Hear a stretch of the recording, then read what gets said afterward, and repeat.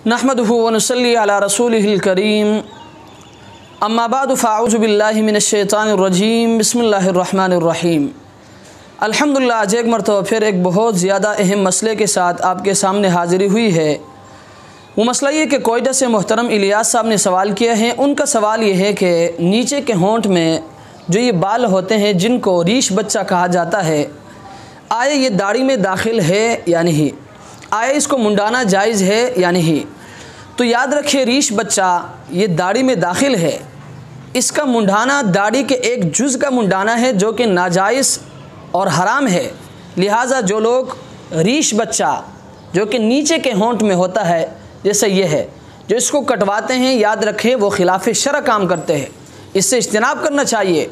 हज़रत शाह अब्दुल हक मुहद्दिस देहलवी रहमतुल्लाह अलैहि सिरात मुस्तकीम में फरमाते हैं कि हज़रत अमीरुल मोमिनीन उमर बिन ख़त्ताब रज़ी अल्लाह ताला अन्हु रीश बच्चा मुंडाने वाले को मरदूद शहादत करार देते थे।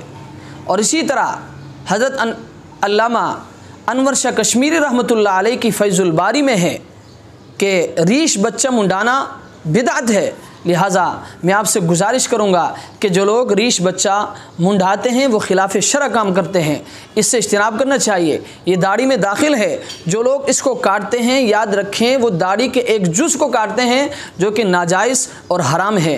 अल्लाह तबारक व तआला हमें समझने की तौफ़ीक़ अता फ़रमाए। व आखिरु दावाना अनिल हम्दुलिल्लाहि रब्बिल आलमीन।